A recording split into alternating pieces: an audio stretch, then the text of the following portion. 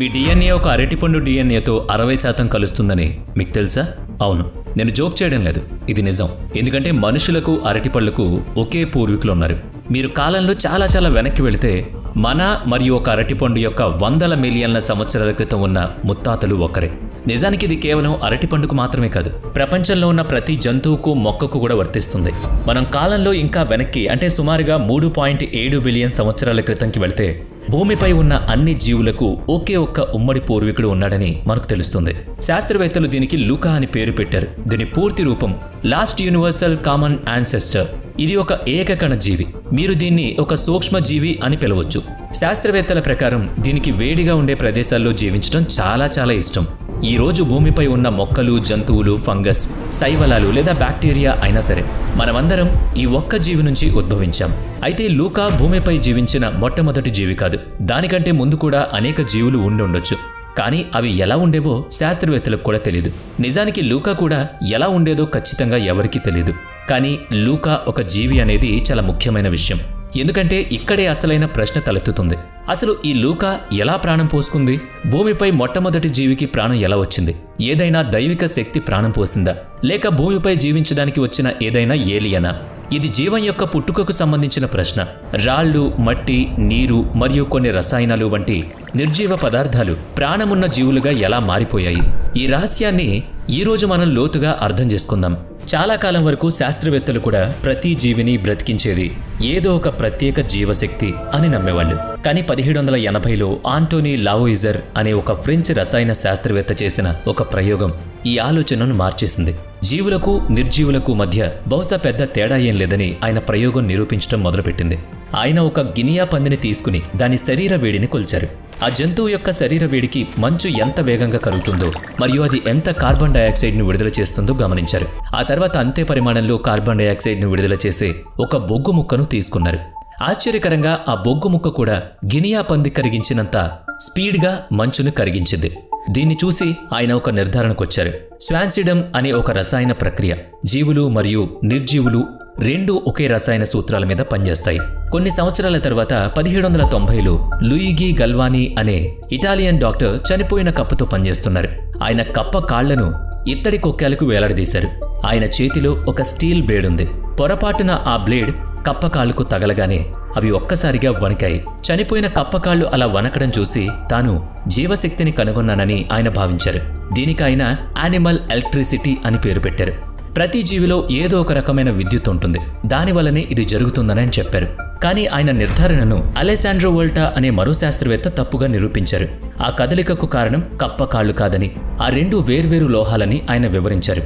Steel blades ఇత్తడి కొక్కానికి తగిలినప్పుడు వాటి మధ్య రసాయన చర్య జరిగి విద్యుత్ ఉత్పత్తి అవుతుందని చెప్పారు. తర్వాత ఓల్ట్ ఇదే సూత్రాన్ని వినియోగించి ప్రపంచానికి మొట్టమొదటి ఎలక్ట్రిక్ బ్యాటరీని తయారు చేసి ఇచ్చారు.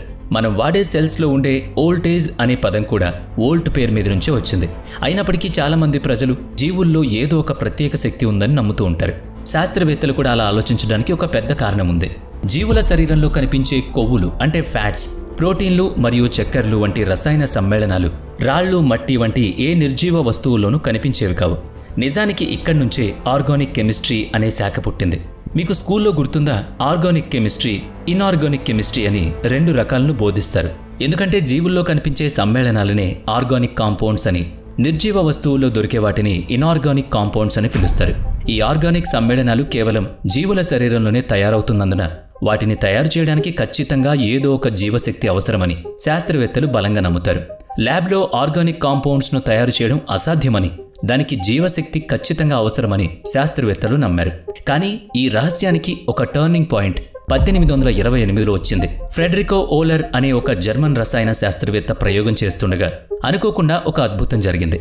ఆయన అమోనియం సైనైట్ అనే ఒక ఇనార్గానిక్ సమ్మేళనం నుంచి అనుకోకుండా యూరియా అనే ఒక ఆర్గాన్ సమ్మేళనాన్ని కనుగొన్నారు. ఈ యూరియా మన మూత్రంలో ఉండే రసాయనమే. ఈ ఒక్క ప్రయోగం అందరినీ ఆశ్చర్యపరిచింది. మనుషుల శరీరంలో ఉండే ఒక పదార్థాన్ని బయట ల్యాబ్లో నిర్జీవ రసాయనాల నుంచి కూడా తయారు చేయొచ్చని మొట్టమొదటిసారిగా ప్రజలు తెలుసుకున్నారు. ఇక్కడి నుంచి జీవశక్తి అనే భావన నెమ్మదిగా కనుమరుగవడం ప్రారంభించింది. 1850లో మార్సెలిన్ బెర్తెలో అనే ఒక ఫ్రెంచ్ కెమిస్ట్ ఈ జీవశక్తి అనే భావనను పూర్తిగా అంతం చేయడానికి కార్బన్, హైడ్రోజన్, ఆక్సిజన్ మరియు నైట్రోజన్ ఉపయోగించి అన్ని ఆర్గానిక్ కాంపౌండ్స్ను తయారు చేసి చూపిస్తానని ప్రకటించారు. ఆయన చెప్పినట్టే చేసి చూపించారు కూడా. ఆ సమయానికి ఆర్గానిక్ కాంపౌండ్స్ను రసాయనిక చర్యల ద్వారా తయారు చేయొచ్చని ప్రజలు అంగీకరించడం మొదలుపెట్టారు. కానీ ఇక్కడ మరో ప్రశ్న ఉద్భవించింది. ఆర్గానిక్ కాంపౌండ్స్లో ప్రాణం ఉండదు కదా, మరి వస్తువుల్లోకి ఆ జీవం ఎక్కడి నుంచి వస్తుంది? దీనికి సమాధానం కావాలంటే ముందు మనం జీవం అంటే ఏంటి నిర్వచించాలి. జీవించి ఉండడం అంటే కదలడమా? అలా అయితే జంతువులన్నీ జీవులే, కానీ మొక్కలు కదలలేవు కదా, అయినా అవి కూడా జీవులే, ప్రాణం ఉన్నవి. మరి పునరుత్పత్తి చేసుకోగలగడమా? ఈ నిర్వచనంలో మొక్కలు, జంతువులు, బ్యాక్టీరియా అన్నీ వస్తాయి. కానీ పునరుత్పత్తి చేసుకోలేని కంచరగాడిద వంటి సంగతులేంటి అంటే మ్యూల్స్. అవి కూడా జీవులే కదా. 2011లో ఎడ్వర్డ్ ట్రిఫోనోవ్ అనే బయోఫిజిసిస్ట్ జీవం యొక్క నిర్వచనాలను వెతకగా ఆయనకు 123 వేర్వేరు నిర్వచనాలు దొరికాయి. వీటన్నిటిలో ఒక సాధారణ అంగీకారం ఉంది. వైవిధ్యంతో కూడిన స్వీయ పునరుత్పత్తియే జీవం. ఈ నిర్వచనం ప్రకారం ఒక జీవి పునరుత్పత్తి ద్వారా పుట్టి అది స్వయంగా పునరుత్పత్తి చేసుకోలేకపోయినా దాన్ని జీవంగానే పరిగణిస్తారు. నిర్జీవ వస్తువులు జీవ వస్తువులుగా ఎలా మారతాయో అర్థం చేసుకోవాలంటే వాటి మధ్య ఉన్న తేడాలను మనం గమనించాలి. క్లిష్టత. జీవుల్లో ఉండే సంక్లిష్టత నిర్జీవ వస్తువుల్లో ఉండదు. ఒక చిన్న కణం కూడా ఒక రాయి కన్నా ఎంతో క్లిష్టంగా మారుతుంది. జీవ ప్రక్రియ. ప్రతి జీవికి శక్తి కోసం ఆహారం అవసరం. జంతువులు ఆహారం తింటాయి, మొక్కలు సూర్యరశ్మిని తింటాయి. బ్యాక్టీరియా మరియు వైరస్ వంటి సూక్ష్మజీవులు కూడా తమ చుట్టూ ఉన్న వాతావరణం నుంచి శక్తిని గ్రహిస్తాయి. జీవికి నిర్జీవికి మధ్య ఉన్న తేడాను మనం చూస్తూ ఉన్నాం. క్లిష్టత మరియు జీవక్రియతో పాటు మరో 2 ముఖ్యమైన తేడాలు ఉన్నాయి. మూడవది సరిహద్దు. ప్రతి జీవి తన చుట్టూ ఉన్న వాతావరణం నుంచి ఒక సరిహద్దు ద్వారా వేరు చేయబడుతుంది. మన చర్మ కణాలు బయట ప్రపంచానికి ఒక అవరోధంగా పనిచేస్తాయి. మొక్కల్లో మరియు బ్యాక్టీరియా వంటి ఏకకణ జీవుల్లో ఈ పని కణకవచం చేస్తుంది. ఇది లోపల ఉన్న భాగాలను రక్షించడానికి సహాయపడుతుంది. నాలుగవది ప్రతిరూపణ. చిన్న ఏకకణ సూక్ష్మజీవులు కూడా తమని తాము ప్రతిరూపణ చేసుకోగలుగుతాయి. వాటి లోపల ఉన్న DNA తనను తాను కాపీ చేసుకుని వాటిలాంటి కొత్త జీవులను సృష్టించుకుంటుంది. ఇక మన సౌర వ్యవస్థ ఒకప్పుడు కేవలం దుమ్ము ధూళితో కూడిన మేఘమని, దాని నుంచే సూర్యుడు మరియు భూమి ఏర్పడ్డాయని మనం గత వీడియోలో చర్చించుకున్నాం. భూమి ఏర్పడిన తొలి రోజుల్లో దానిపై నిరంతరం తోకచుక్కలు మరియు ఉల్కలు వర్షంలా కురిసేవి. ఆ కాలాన్ని లేట్ హెవీ బాంబార్డ్మెంట్ అని పిలుస్తారు. కొంతమంది శాస్త్రవేత్తల నమ్మకం ప్రకారం మన జీవానికి అవసరమైన ప్రాథమిక పదార్థాలు ఈ తోకచుక్కలు మరియు ఉల్కల నుంచి వచ్చాయి. ఈ సిద్ధాంతాన్ని పాన్స్పెర్మియా అంటారు. దీని ప్రకారం జీవం యొక్క ఆరంభం భూమిపై జరగలేదు, అంతరిక్షంలో జరిగింది. ఇది వినడానికి వింతగా అనిపించినా జీవానికి అవసరమైన ప్రాథమిక పదార్థాలు అంతరిక్షంలో ఉన్నాయనడానికి మన వద్ద బలమైన ఆధారాలున్నాయి. ఇది మనకు స్పెక్ట్రోస్కోపీ అనే టెక్నిక్ ద్వారా తెలిపింది. దీని ద్వారా కోట్ల మైళ్ళ దూరంలో ఉన్న నక్షత్రాలు మరియు గెలాక్సీల నుంచి వచ్చే కాంతిని విశ్లేషించి వాటిలో ఏ రసాయనాలు ఉన్నాయో తెలుసుకోవచ్చు.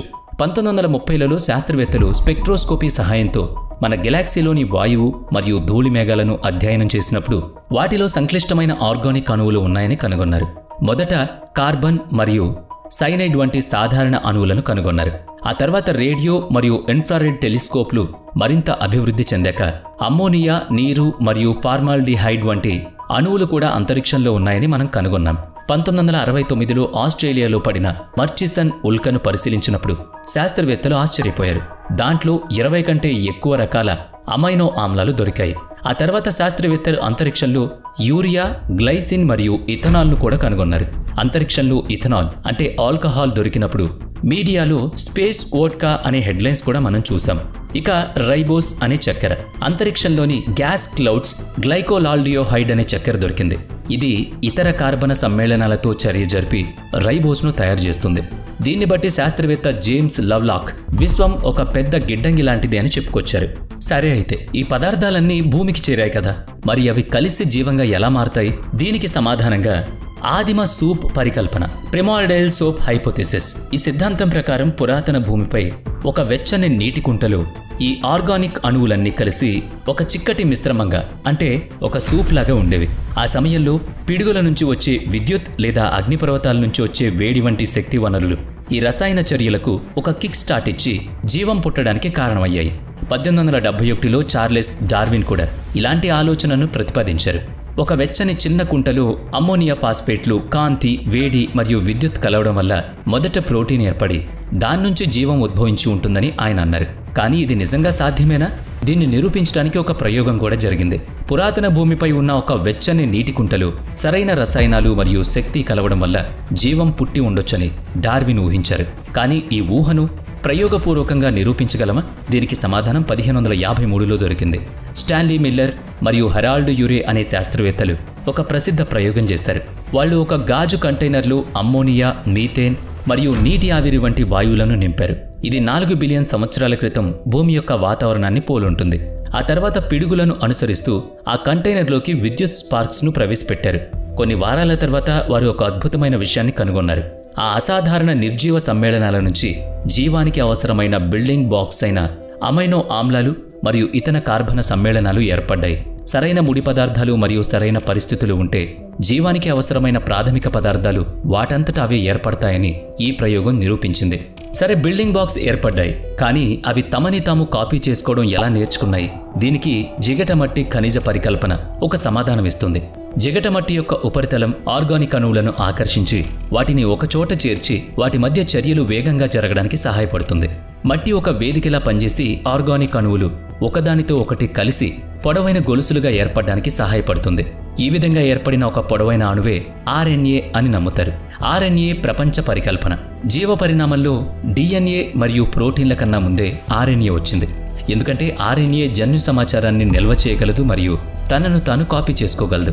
మొట్టమొదటి ఆర్ఎన్ఏ అణువు ఎలా ఏర్పడింది అనేది ఇప్పటికీ ఒక మిస్టరీనే. కానీ 2009లో జాన్ సదర్లాండ్ చేసిన ప్రయోగం వంటివి కొన్ని ఆధారాలను ఇస్తున్నాయి. కొన్ని సాధారణ రసాయనాలపై అతినీల లోహిత కాంతిని ప్రసరింపజేయడం ద్వారా ఆర్ఎన్ఏ యొక్క ప్రాథమిక భాగాలైన న్యూక్లియోటైడ్లను సృష్టించవచ్చని ఆయన చూపించారు. ఈ సిద్ధాంతం ప్రకారం ఆర్ఎన్ఏ అణువులు తమని తాము కాపీ చేసుకుంటూ పరిణామం చెందాయి. చివరికి అవి ప్రోటీన్లను, ఆ తర్వాత మరింత స్థిరమైన డిఎన్ఏను తయారు చేయగలిగే సామర్థ్యాన్ని సంపాదించాయి. సరే, అణువులు ఏర్పడ్డాయి, ఆర్ఎన్ఏ కూడా ఏర్పడింది. కానీ అవి తమ చుట్టూ ఉన్న వాతావరణం నుంచి వేరుపడి ఒక ప్రత్యేక జీవిగా ఎప్పుడు మారాయి? ఈ విషయం ఊహించుకోవడం అంత కష్టమే కాదు. ఆర్ఎన్ఏ అణువులు తమని తాము కాపీ చేసుకోవడం మొదలుపెట్టాయి, కానీ అవి తమ చుట్టూ ఒక సరిహద్దును ఎలా ఏర్పరచుకున్నాయి? ఈ విషయం ఊహించుకోవడం అంత కష్టమేం కాదు. దీనికి ఒక ఉదాహరణ మనందరి ఇళ్లలో రోజు కనిపిస్తుంది. మీరు సబ్బుతో చేతులు కడుక్కున్నప్పుడు సబ్బు అణువులు మీ చేతిపై ఉన్న మురికిని ఎలా తొలగిస్తాయి? సబ్బు అణువులకు 2 భాగాలుంటాయి. ఒకటి నీటిని ఆకర్షించేది, మరొకటి నీటి నుంచి దూరంగా ఉండేది. ఈ లక్షణం వల్లే అవి మురికికి మరియు నూనె కణాలను తమ లోపల బంధించి వీటితో పాటు కొట్టుకుపోతాయి. పురాతన భూమి యొక్క సముద్రాల్లో ఉన్న ఫ్యాటీ యాసిడ్స్ కూడా ఇలాగే ప్రవర్తించాయి. అవి నీటిలో ఉన్నప్పుడు వాటంతటా అవే చిన్న చిన్న బబుల్స్గా ఏర్పడతాయి. ఈ బుడగలు ఏర్పడుతున్నప్పుడు వాటిలో కొన్ని రసాయనాలు మరియు ఆర్ఎన్ఏ అణువులు చిక్కుకుపోతాయి. ఈ లిపిడ్ బుడగలు ఒక ఆదిమ కణ కవచంలా పనిచేస్తాయి. ఇలా ఒక సరిహద్దు లోపల ఆర్ఎన్ఏ అణువు చిక్కుకుపోయిన నిర్మాణమే మనకు కణాన్ని గుర్తు చేస్తుంది. వీటిని ప్రోటోసెల్స్ అని పిలుస్తారు. అంటే కణాలకు ముందు వచ్చిన కణాలు. ఈ ప్రోటోసెల్సే మరింత క్లిష్టంగా మారి ఏకకణ జీవులుగా ఉద్భవించాయన్నమాట. ఇక మనం ఇప్పటి వరకు చూసినట్టు నిర్జీవ పదార్థం నుంచి జీవంగా మారే ఈ పరివర్తన ఒక్కసారిగా ఒకే క్షణంలో జరిగిపోలేదు. దీని వెనుక చాలా విభిన్న ప్రక్రియలున్నాయి. దీనికి చాలా సుదీర్ఘ సమయం పట్టింది. ఖచ్చితంగా చెప్పాలంటే ఈ ప్రవర్తన జరగడానికి కనీసం 2 బిలియన్ సంవత్సరాల సమయం పట్టింది. భూమిపై మొట్టమొదటి జీవం సుమారుగా 3.7 నుంచి 4 బిలియన్ సంవత్సరాల క్రితం ఉద్భవించిందని అంచనా.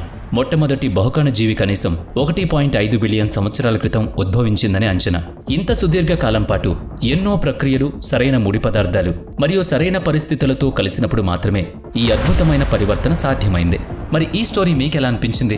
నిజంగానే అరటిపండుకు మనకు పూర్వీకులొక్కరేనా? కామెంట్ చేయండి. వీడియో నచ్చితే లైక్ చేయండి, షేర్ చేయండి. ఇప్పటి వరకు మన ఛానల్ని సబ్స్క్రైబ్ చేయనట్లయితే ఇప్పుడే సబ్స్క్రైబ్ చేసుకుని పక్కనే ఉన్న బెల్ ఐకాన్పై క్లిక్ చేయండి. నెక్స్ట్ వీడియోలో మళ్ళీ కలుద్దాం. Thanks for watching.